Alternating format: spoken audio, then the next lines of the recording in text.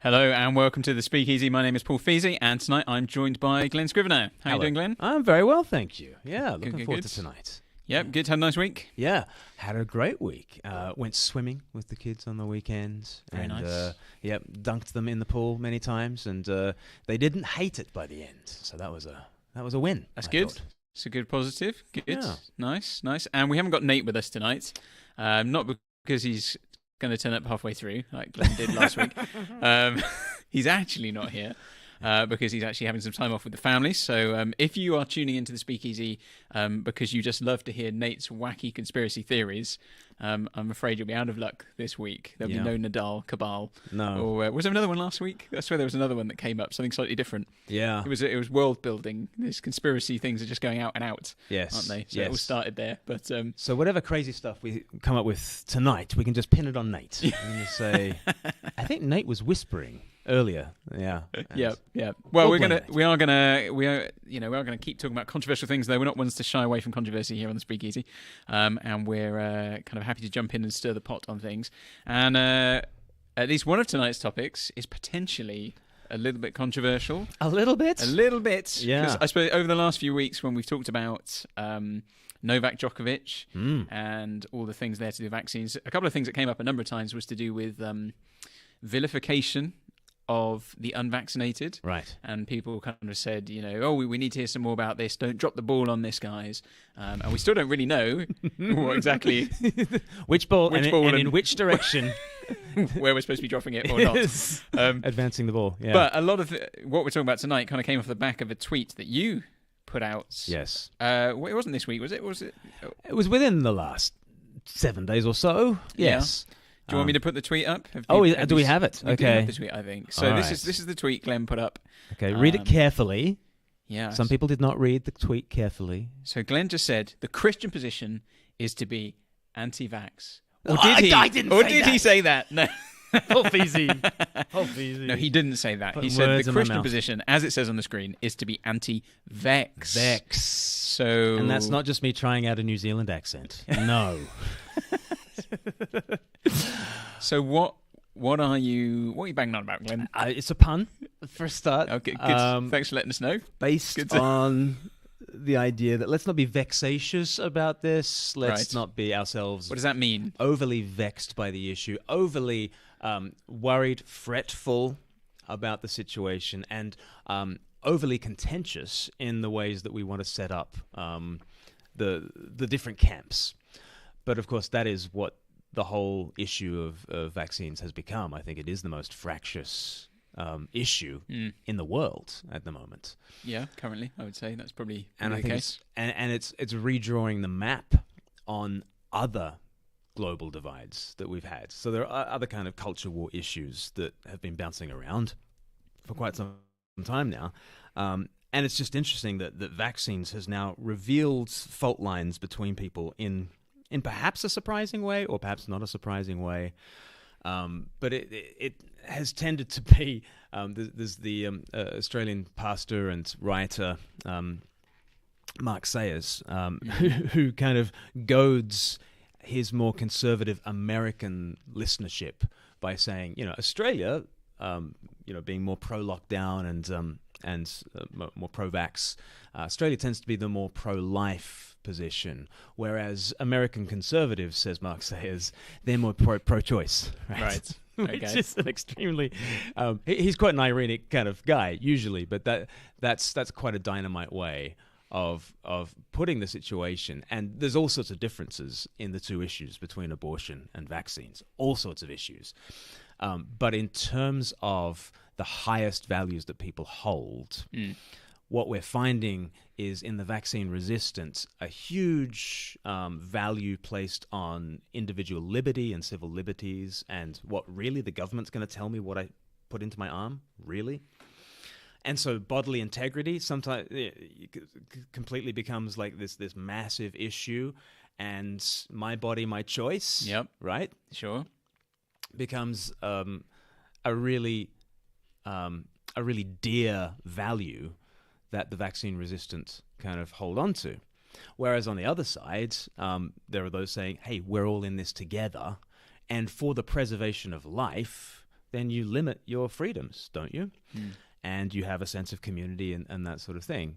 And so there's something to that provocative comment by Mark Sayers, that actually we've had a pro-choice, pro-life divide that has fallen along quite different lines. And so it's revealing real fault lines. I mean, have you seen it even at like the local level in terms of... I mean, I've seen... Well, it's clearly divisive. Yeah. I mean, and I know. So actually, just I think I've said to you before, outside our church on a Sunday morning on the green, there's a group that meets with a big kind of banner, that says like "Say no to medical apartheid" and stuff like that. Honk if you're concerned and things. And they've grown from about 2 people to probably 20 or so. They've got a piano and everything now. A piano. So, do they have songs? What do they sing? Community. I don't know what they're singing. But certainly. In the comments, what should they sing? What do you think? What would you sing? What would be your anthem? Your anti-vax anthem. Yeah. What would it be? Yeah. But do they say they're anti-vax, or are they just against medical apartheid? I have no idea, to be honest. That's an interesting distinction. Well, this is the thing. So that's an interesting thing. So most people's reaction seeing that, and because people will talk about it on Facebook, is to be very just negative about that group of people. And to say, well, like, clearly these people are idiots, basically, for want of a better word, and they're the problem, they're the problem. This is, if people were just going out and getting their vaccines, we'd all be sorted.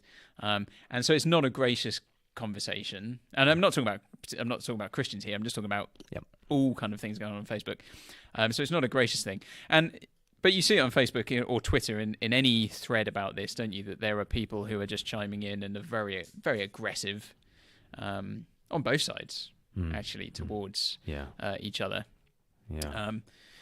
But I mean, do we want to? Because you actually wrote a bit more on your tweets, didn't you? There. Do we want to kind of go down a little bit and just see what you said about? More surprising maybe about some of this. So let's hear what I said. Let's hear more from Glenn.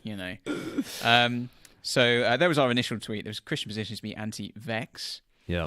And then he said, I've seen some pro-vax / pro-mandate people, not all, calling for the unvaccinated, which you say is a horrible designation, to be left out on the street by the NHS if they get ill. 2 years ago, they'd be horrified by the idea of the NHS leaving anyone out.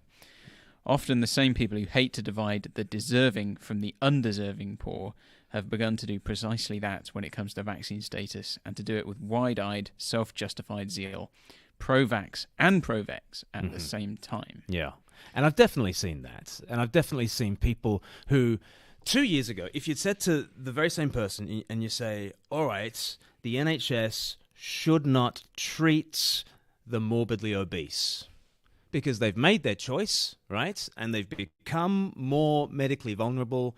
And why should they take up a bed when they develop whatever, diseases that are, associated with morbid obesity, right? They were told by their GP what kind of diets would lead to high cholesterol, and they did it anyway. It's their choice.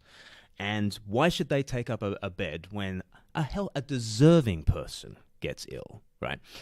There's a certain sort of person who would absolutely hate that argument, right? Who are so pro, they clap the NHS like all through the night, and they just love. They're just so, they're so bought into free at the point of access, and we're all in it together. And isn't the NHS the great bastion of social care around the world, and they'd say all that kind of stuff. And 2 years later, that very same person finds themselves saying, if you're unvaccinated, you go to the back of the queue, and if you die, you die, be it on your own head. Yep. And I've seen people with real zeal arrive at that latter position, which I think is extraordinary. I do. Like I'm triple jabbed, all right? But I can't stand the people who put that in their bio as though that's it's like your kind of vaccine righteousness. Profile pictures, Yeah, the three syringes. You know who you are. I too have 3 syringes, but you don't hear me going on about it, except tonight. But I say that to give my credentials so that I can then go on to say, I think it's a really dystopian vision for a society where we even have like the unvaccinated with a capital T, capital U. And there was a protest just this weekend where NHS staff protested about there's going to be a mandate currently, I believe, where if you're not fully vaccinated by the 1st of April, you cannot work in the NHS anymore. No jab, no job. I'm uncomfortable with that. I'm very comfortable with saying if you move out of this country into another country, you got to make sure you got your jabs. You know, Nate was getting ready to go to West Africa. You need to have your jabs. We're all used to when we travel, get your vaccinations. I'm quite used. What I'm very uncomfortable with is people finding themselves in their own country, in their own place, doing their own job, being clapped by everybody in the NHS, and then suddenly they find that they've got to receive this thing from outside themselves that they are uncomfortable with. So I'm very uncomfortable with vaccine mandates within your own borders and for people who are already trying to help.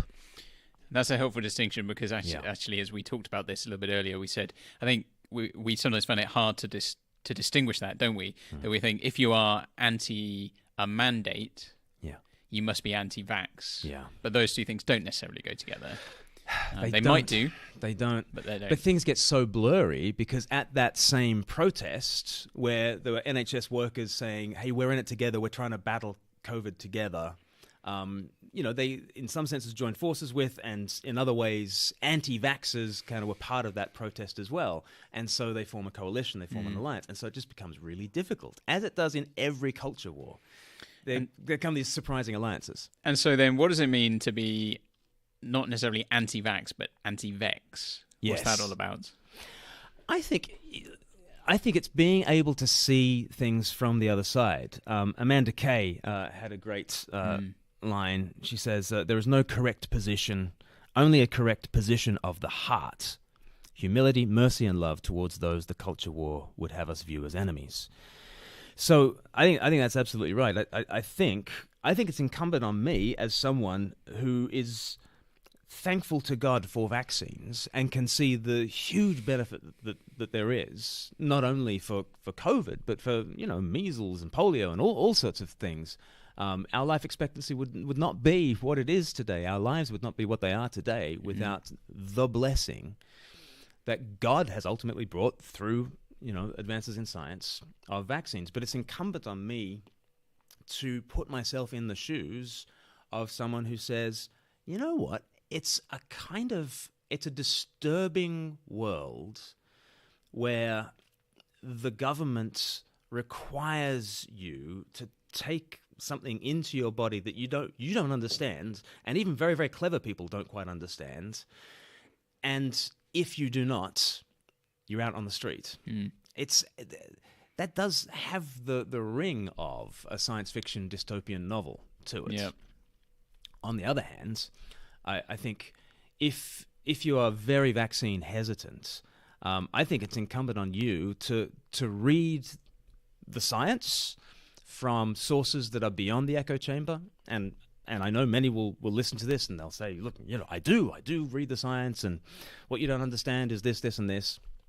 But I think we all need to realize that we get siloed off into our little echo chambers on social media. And if you find that YouTube keeps sending you the same kinds of videos by the same kinds of people, you will end up going in the same kind of direction. You got to actively fight against that, and actively look at the best evidence that's out there. And I do think the best evidence that's out there is that vaccines not only help you to survive COVID better, but help you not to transmit it to others. And people will be really angry at me saying that, but okay. But my plea is read beyond the echo chamber and recognize that we do live in a very complex world where probably even to be watching our SpeakEasy tonight, in your internet history, you would have had to have clicked the anyway button, the whatever button, 100 times. The whatever button is the things that the terms and services, the terms and conditions. Oh yeah. That in order to have your browser, in order to get onto lots of different websites, you live in a complex world in which you just have to accept stuff. You have to take stuff on faith. And we're living in a world in which you kind of have to take a lot on faith, including, I think, medical treatments, actually. And we are not experts ourselves, and we can't be the epidemiologists, we can't be the scientists that understand these things. And I understand that there's been a breakdown of trust and a lack of trust in all sorts of experts. But if we're going to have a society at all, we really do need, at some level, a trust in medical experts and a submission to the greater good of the society. Now that grates against all the individualist libertarian kind of values that the vaccine resistant hold to. But the Christian position is not to be an individualist. And the Christian position is not to say, I distrust the government. Well, actually, I think a more Christian position is we are in this together, and there is such a thing as society. Okay, don't label it as the government or the state, but at least think about it in terms of society. And we are woven together. There's a moral fabric that we exist in bonds of love with one another. And it can't just be me and my individual choice. And usually the people in the Christian community who are most vaccine resistant understand that when it comes to the pro-life abortion issue. We recognize that there's a higher value than just my body, my choice. We recognize that there are higher values to hold on to. Now I've done enough to anger that side of things. But can we demonstrate that we understand the other side's arguments and show a bit of grace across the aisle? Yeah, and I think obviously in the time we've got, which is kind of ticking away already, you don't have the time to go into all the nuances of these things on both sides. But I think the obvious thing, the thing that seems clear to me is that regardless where you come down on it, if you're pro or anti, it divides people into these two groups, or people seem to be dividing themselves down these lines anyway. Yeah. And it is the case, as has classically been the case in the sort of culture wars of the last few years. If you're on the other side from me, I shall consider you to be worse than Hitler, and vice versa. And whatever your view is, as Christians, surely we ought to model something different. So you may well be a Christian who's anti-vax or vaccine hesitant, whatever you want to call it, and is not vaccinated. You may be someone who is completely behind the vaccines and thinks everybody should get it, and maybe thinks that people who aren't getting it are doing absolutely the wrong thing. But there has to be something in the way we treat one another as Christians, and not just as Christians, the way we treat other Christians, but also non-Christians. Yeah. That we don't just kind of do this sort of. Both sides have this propensity, don't they, to be self-righteous about it. No, we're the knowledgeable few who really know, not like those fools over there. Thank goodness I'm not like them over there. Yeah. Exactly. Like this meme that I put on Twitter the other day, taken from American Psycho, which is not a film that I. It's not a particularly Christian film, let's put it that way. Christian Bale's character is a murderous psychopath, but for those just listening, he's giving this kind of smirky, smarmy smile, and the caption on the top half of the meme says, This is what the vaccinated waiting for the unvaccinated to die looks like. And there he is, just smiling, waiting for the unvaccinated to die. But then the bottom half of the meme is exactly the opposite. It's the unvaccinated waiting for the vaccinated to die. And it's this very unpleasant idea of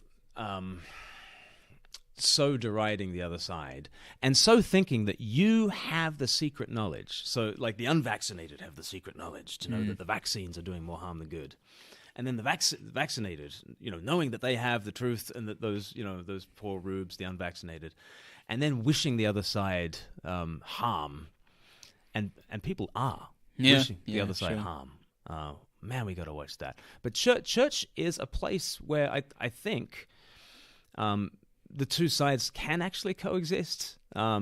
And this is what's been so hard for pastors for the last 2 years, is because they've got people with really, really diametrically opposed views on lockdown or not, vaccine or not, mandate or not, living together as family.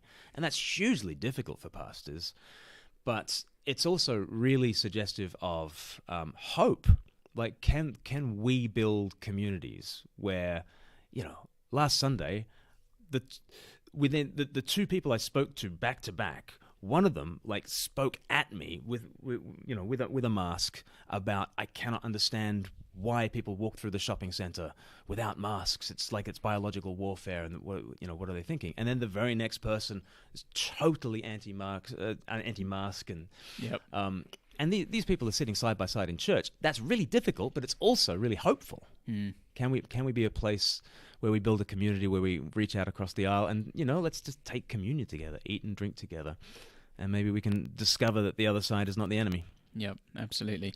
Well, let us know. I mean, people are already commenting on this situation. So we'll come back to some of those comments in a moment. If you've got any thoughts to kind of add, I don't know, where's the camera? I can't even see where the camera is. Looking over there. If you've got any thoughts to add on that, do throw them in the next few minutes, because we're going to come back to your comments in a moment. But before we do that, so Glenn, today you did an interview, didn't you, was it just with Andrew Sachs? Andrew Sachs, who has co-written a book with Jonathan Gemmell called Are You 100% Sure You Want to Be an Agnostic? Clever. Don't know. Which is the right answer. Very clever, very funny title, and it's a clever, funny, quirky book. And I really enjoyed chatting to Andrew Sachs, and we've got a little clip of one of the questions that I ask. And let's have a look at that, and we'll tell you where you can catch up with the rest of it. I just wonder, Andrew, as you get towards the end of the book, where do you think, in a best-case scenario, you bring people to? So you mentioned a questionnaire. We have a questionnaire at the beginning and the same questionnaire at the end, and we call it the agnostic diagnostic, which we were incredibly pleased with. But I can share this because this is John, my co-author's humor. So I think it's brilliant. But strongly agree. I've started on a journey that's already beginning to change my life. Strongly disagree. I've already set fire to a corner of this book, and the warm glow I now experience from its pages is the first tangible benefit it's brought me. So that's an introduction to John's humour. But what we'd love people to do is to not be so sure that they're not sure, to be a bit more agnostic about their agnosticism, and to realise the fence is not as safe as they thought or as comfortable as they thought, and that there might be something really beautiful on the Christian side of the fence. As in, it's Jesus is worth getting off the fence for, because what he's offering is, it's true, it's rational, you don't have to throw your brain away, but it's also really good. He wants forgiveness and life and joy. And why would you hide from it? Mate, there's been a lot of fake news about the gospel, I think, and people think I need to keep it at arm's length because it would be, we had a book launch last week and we served Schlur deliberately because there's a joke in the book about Christian parties, Schlur is Christian champagne, and so we served that. But that's people's stereotype of it's just a religion of don't, and it's just your favorite Netflix show has to suddenly be songs of praise back to back, and whereas actually Jesus is a lot more exciting than that. So Andrew Sachs is a really thoughtful, a really clever, and a really funny guy. And together with Jonathan Gemmell, they've written this book. And so we kind of go through it. We'll be releasing that video, that interview, on Friday evening. Yep. So, do catch up with that and catch up with the book. Nice, good stuff. Well, a few people have been commenting. Lots of things coming in. Christoph Keating.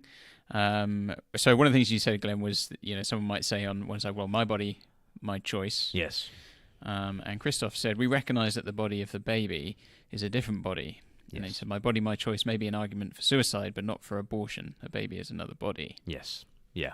That's absolutely right. And so you can take a sort of a libertarian position that is pro-life because you're saying, well, you do not have the right to invade the bodily integrity of the baby. inside the woman. And so you consistently are pro-life on a libertarian footing, and you're consistently kind of vaccine hesitant on a libertarian footing. I think that's true, and that works. I would just say that in addition to freedom, that there are other values to be considered, when it comes to living well, living ethically in the world. And I'm sure Christoph kind of agrees that liberty is not the supreme value in all these things, and that we live together in bonds of love, where actually giving up my rights for the sake of others is important.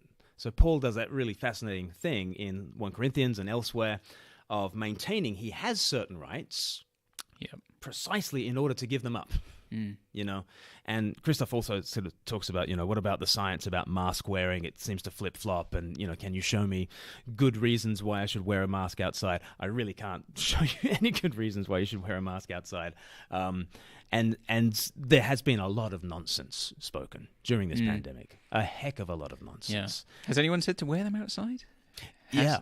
Like there were mandates. So when Pete and I were in Rome, they were just about to bring in mandates where you had to wear masks outdoors.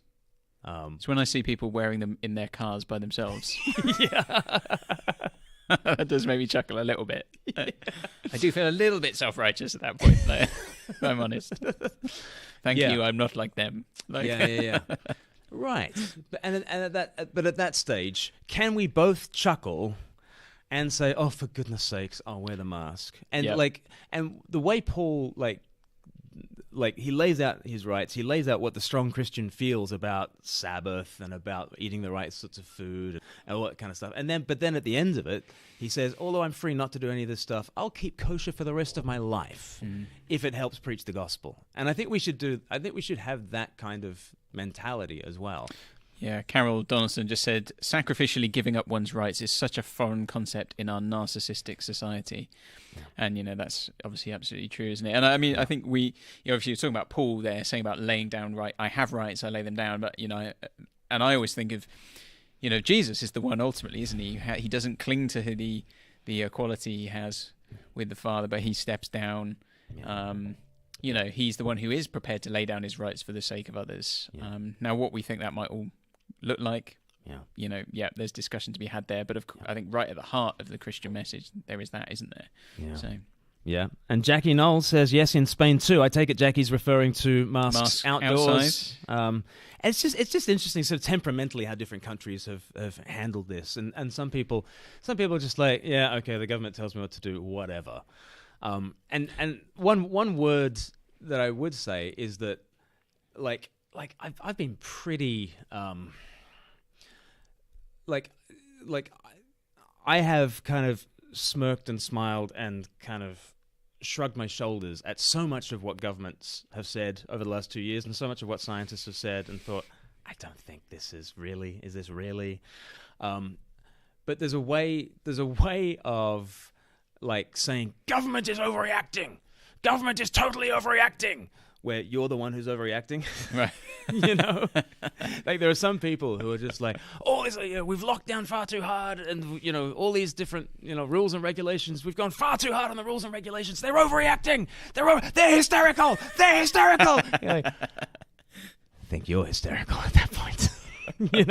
Yeah, absolutely. And I do think historically, you look at governments that overreact to stuff. And I think the Church of Jesus Christ down through the ages has just kind of gone, governments tend to do that. And the church gets on and preaches Jesus. And maybe if we just have more of a sense of, this COVID thing, it might take 10 years, right? It might be like a massive factor in our lives for the next 10 years, and all sorts of people will do all sorts of nonsense things, and governments might make all sorts of ridiculous things. Can we take a much longer view than just it's apocalyptic? You're like, well, maybe it's not apocalyptic. Maybe this is not the apocalypse. Maybe we've been here before. Again and again and again, the Church of Jesus Christ has faced pandemics, and it's been the making of the church so many times, but not when we lose our heads. Sure. Cool. Well, lots of thoughts on that, guys. Do let us keep knowing your thoughts. If you're watching this after the live thing itself, do put your comments down below, and we'll try and chat about them hopefully next week, because we do try and go back into the mailbag. We didn't actually get a lot of comments on last week's video because we had a few issues with sound last week, so we apologise for that.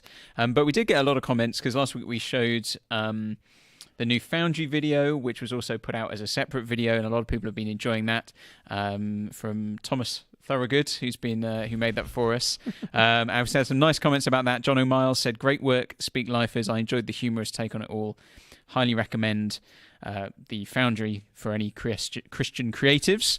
Andrew Moore also enjoyed Thomas's video. He said, "Brilliant video, guys. Love the humorous nature of it." And Finley Beauchamp said, "Thomas Thorogood, this is iconic." So we're happy to big up Thomas for the amazing job he did. If you've not seen it, maybe one of the guys who's working the computers might be able to drop a link for it in the chat, so that you can head on over and see that if you've not, and you can find out a bit more about the Foundry that way.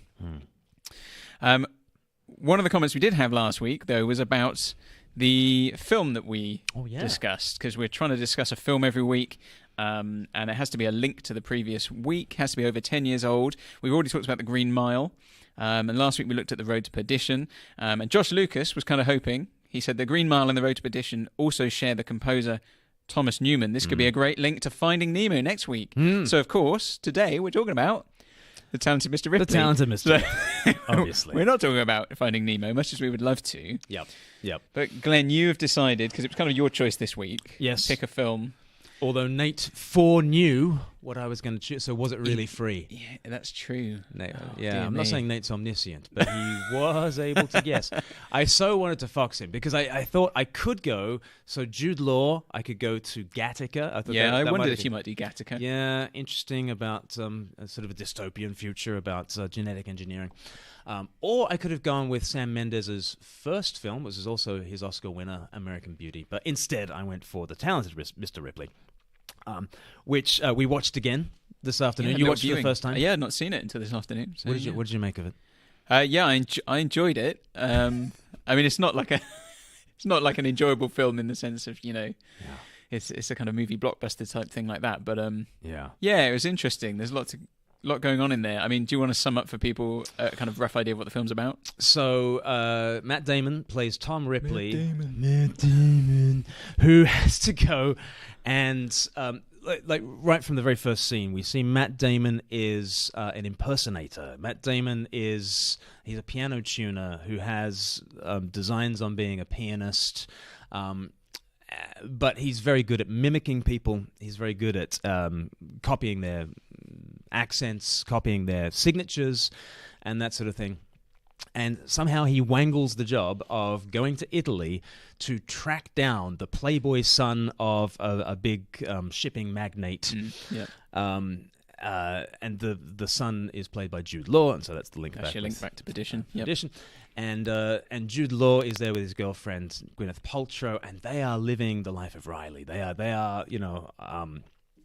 out on the sailboat, down on the beach, spending their money. Yes, and very, very happy with being filthy rich. And what we see in Matt Damon's character Tom Ripley is a guy who is just infatuated with Jude Law and infatuated with being a Jude Law kind of person who's just comfortable in his own skin and just living the playboy lifestyle.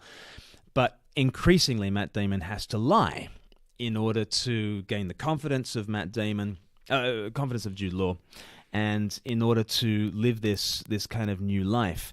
But the lies snowball, and in order to sort of wear the mask, he kind of has to become the mask and lose himself. And in order to protect lie after lie after lie after lie, it eventually leads to murder, which then he has to cover up. And then we have lie after lie after lie after lie, and then there's another murder, lie after lie after lie after lie. And it finishes with a final murder that really is tragic, because the last person he murders actually loves him. Yeah. And kind of offers him a way out. So should we watch probably the most famous scene from The Talented Mr. Ripley, where Matt Damon, having murdered 2 people, is on the cusp of maybe admitting to the man he loves, Peter, his darkest secrets. Will he, won't he? Will the Talented Mr. Ripley finally drop the mask and allow love to come in? Well, let's have a look at this clip.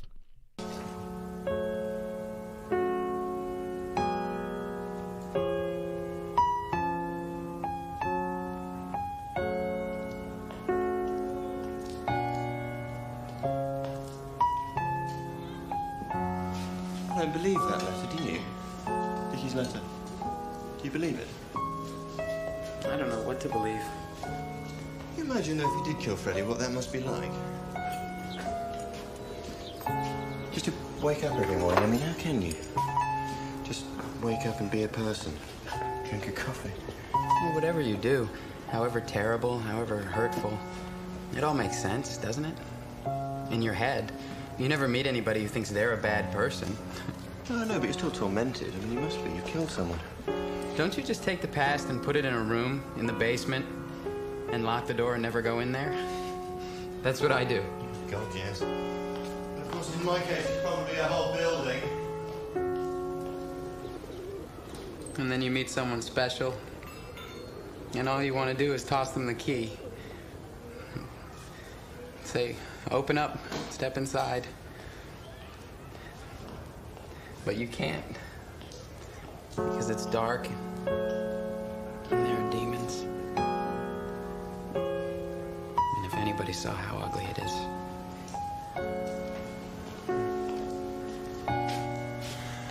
Now that's the music talking. It's harder to be bleak if you're playing Knees Up Mother Brown.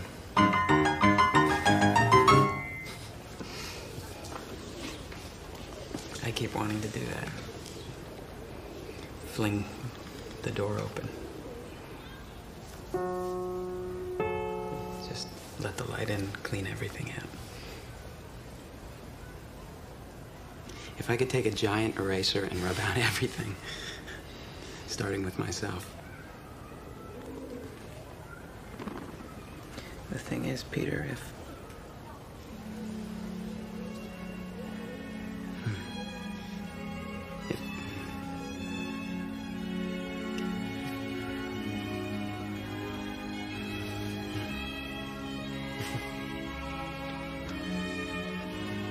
No key, huh?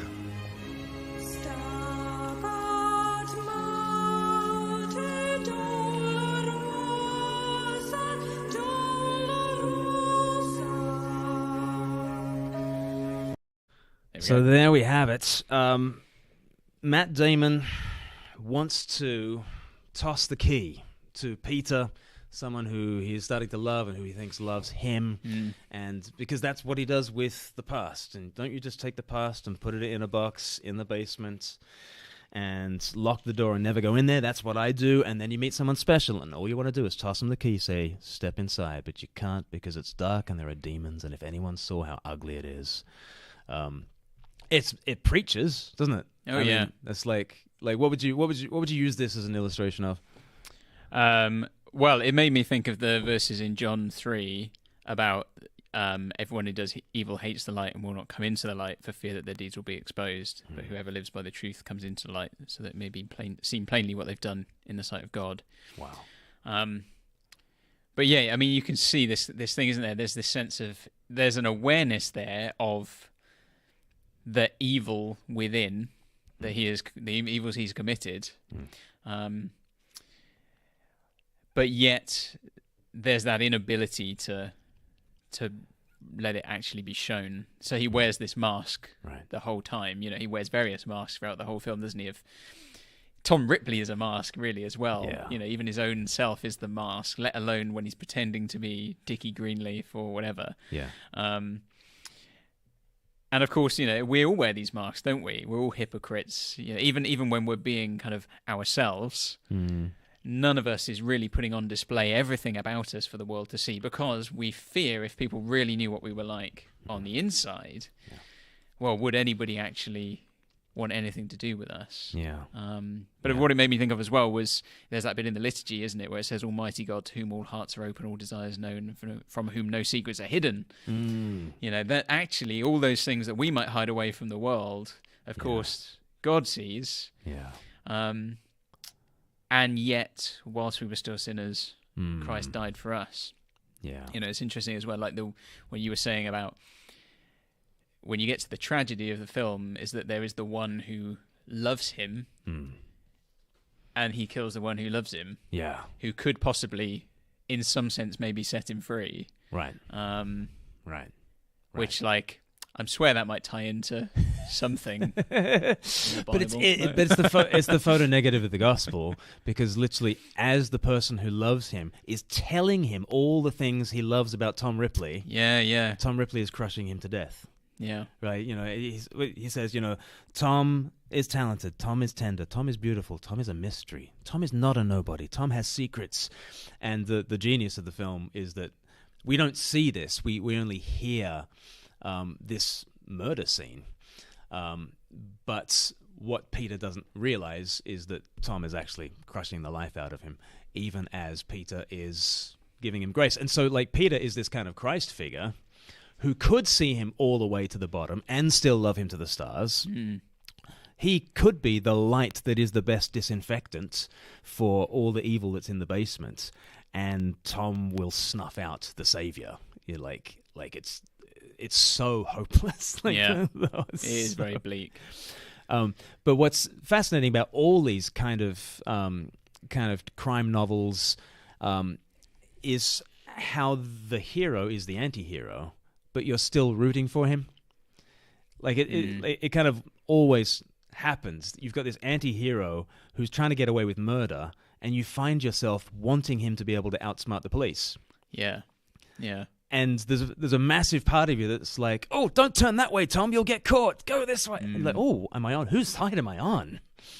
And actually, it draws you into the point where you're not on the side of justice, actually. You find yourself drawn to this selfish narcissist liar who doesn't know who he is. Why am I drawn to Tom Ripley? Because I am Tom Ripley. Yeah. And I need the true Peter, I thought what really shocked me as well was there was a line, I think it was in almost in the final scene, where he's kind of saying, he said it's better to be a fake somebody than a real nobody. And this film, I think it was 1999. So, and I was thinking, it seems like such a relevant thing for the social media generation. Particularly, in my mind, I'm thinking like Instagram, but it's there on everything, isn't it? It's that people are determined to project this image in order to be something that you can, you hear, don't you, about these people who are doing Instagram who look like they have these amazing lives. They are something, they are somebody. And look at these sponsorships they've got, and look at the places they're visiting and the places they're staying. But then you scratch beneath the surface and you realize actually there's nothing there. It's all a kind of, it's an act, it's a sham. But better to be a fake somebody than a real nobody. And actually, as I was reading, beforehand, I was reading a bit about the film, and someone said about the scene when he's out on the boat with Jude Law's character, and when that first kind of scene comes to a head. What happens is that Jude Law's character refers to him as boring. But it's not just like, oh, you're quite boring. It's a really kind of just cruel, like, you are nobody, you're nothing kind of thing. And the person who's written on this thing, they said the utter derision of law and those borings seem to express an ultimate horror that as a human being we might be neither loved nor hated, but simply deemed unworthy of attention. Right. And I was like, well, that's like, can you imagine that's the social media age right there, isn't it? Can you imagine if like people don't like or dislike you, but that people can like or dislike you, that's okay. But if you're just nothing, like that's the worst thing, Wow. And so, the idea, here's a guy who wants to be something, and so he goes for all this thing. And it is just such a picture, isn't it, of what our lives can be like. We want this acceptance in some way, and we will look for it in all kinds of different places. But of course, the only place we're ever going to really find that true acceptance is with the one who sees us as we truly are and loves us all the same. But that encounter will not be like a warm bubble bath. Sure. Because we've just seen the scene with Tom Ripley and Peter, and he's like, I just want to toss someone the key and say, step inside. But it's not, step inside. There are the dead bodies. It's like, how do you like me now? So fine. How do you like me? How do you like me? And not so much now. But it's a really ugly thing, and John 3 says it. We don't want to step into the light because our deeds are evil. John 4 gives a brilliant example of it. Jesus is getting nowhere with the woman of Samaria, the woman by the well. Like all his gospel kind of bullets are bouncing off her chest like she's Superman, and like nothing's getting in until he says, "Bring your husband here." It's like, I haven't got a husband. Yeah, no, you haven't. Had 5 husbands. The man you're with is not your husband. It's like, whew. That actually the path to feeling loved might run through a heck of a lot of painful self-knowledge, and it's not going to feel like a bubble bath to actually come into the light. It's gonna be an exposure, because we all come as Tom Ripley's with masks, and the reason why we've worn the masks is we're quite aware that there's ugliness underneath, and so we want to short circuit that. We just want the affirmation, and we don't want the truth. And Jesus came, John chapter 1 verse 12, verse 14, sorry, full of grace and truth. And it's kind of a package deal. And I think the Talented Mr. Ripley shows you that. If you want to be known and loved, you've got to drop the act. You've got to come clean. Yep. So, had a couple of comments. Christoph Keating said, the truth is kept secret. It's swept under the rug. If you've never known truth, you've never known love. The words of the Black Eyed Peas. yeah, right. Where's the love? Where is the love? I don't know. Very true though, isn't it there? And Zakady, by chance, said, saw it today. No. Same as me. So we all saw it today. Oh, so, yeah. Interesting. Yeah. I'm generally not I a know fan who of... Zakady is now. Not a fan of stories where the bad guy gets away with it. I mean, yeah, he suffers for his crimes and is alone, but justice isn't done. Well, isn't that interesting? Because, okay, he doesn't go to jail, but there is this sense of, he's cast adrift into his own kind of narcissism, and, he now can't love. He's now, he's now on his own. And it's not justice in terms of a judge's gavel does not fall at the end of this and he's sentenced for his crimes. But in a sense, he doesn't get away with any of it, because it all catches up with him. Be sure your sins will find you out. And they find him out in a kind of he's handed over to the results of his narcissism and his deceit. And, so yeah, he kind of... He does get his just desserts, but not in terms of kind of earthly justice. Yeah. Yeah. Yeah, no, I kind of felt that at the end of the film. There was a sense where I was a bit like, well, is this kind of the bad guy? Bad guy, if you can be as black and white as that, getting away with it. But like you say, there is that sense of actually... Yeah. He ends up killing the one he loves. And the best thing that could have happened to him would have been the police catching up with him much earlier. Right, and the truth, and setting him free, right, right, yeah. And it's and so this is the gospel, isn't it? It's either life is either excruciating or it's hell. There's either a cross, which is a real kind of revelation of love and wrath together.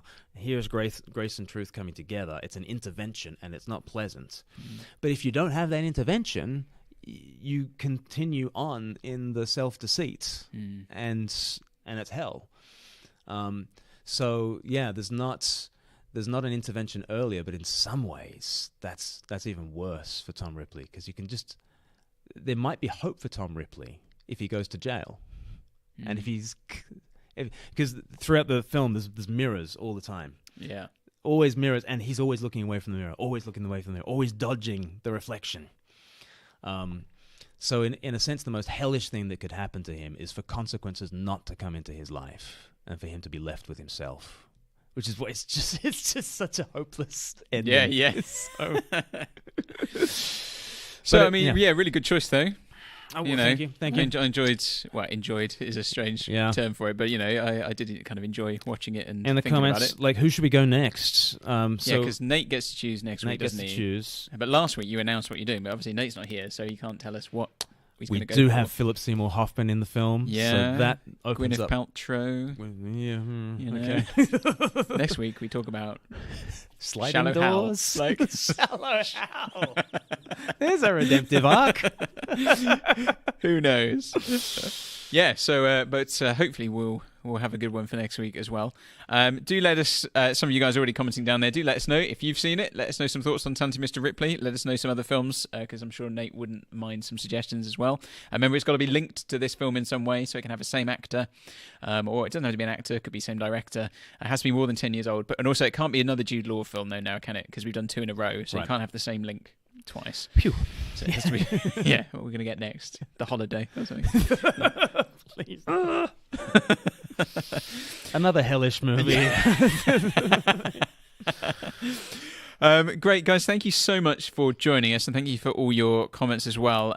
Just a reminder as well that, of course, everything we do here is entirely reliant on you and your support. So we're incredibly grateful for the support you give us, particularly the support in prayer. We know that lots of you do keep up with the things we're doing and are praying for us on a regular basis and all the projects. That's really helpful for us and really good to know.